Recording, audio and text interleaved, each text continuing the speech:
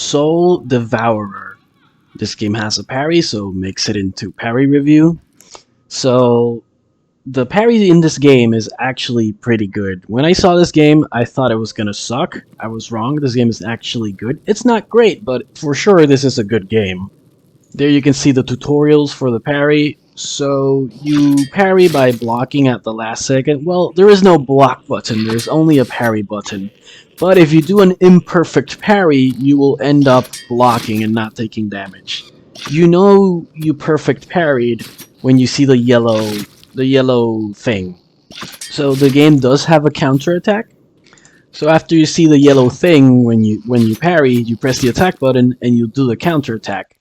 And it deals more damage than your regular attack, so there you go. Then here you have a game that has its head in the right place and knows how parries work. Later on in the game, you get the ability to after you parry, you can dash, and then that also deals damage. But I think it deals the same amount of damage as the regular parry, so it's like a parry that moves you. So that's cool. You know, it's like a dash attack parry, so that's also cool.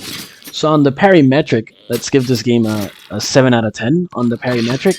And on the fun and enjoyment scale, we're gonna give it a 6 because the game is, I mean, it's a demo, so again, I can't shit all over it. But in its current state, the game is kind of fun for a little bit, and then it quickly dies off because it gets rather boring. The graphics are pretty like stale. The movement, it's all kind of stale. The enemies, they kind of move like they're like paper. They look like paper. The animation looks like paper. I don't know how to else describe it. So you know, the game starts good and then it like falls off quickly, You'll be surprised. You'll get bored early at this game. So it gets a 6 out of 10 on the fun and enjoyment scale, and a 7 out of 10 on the parry. But overall, the parry does. You can parry projectiles, and you can parry with your back turned to the enemy. So you know what? Let's bump the parry to a 7.5, just because I feel bad for giving this game a 6 out of 10 on the fun and enjoyment scale. But yeah, it does get... You do... I can't deny, even though I feel bad, and I upped the score because I felt bad for giving it a low score, I can't deny the fact that the game gets boring quickly. So, you know, that is something to consider.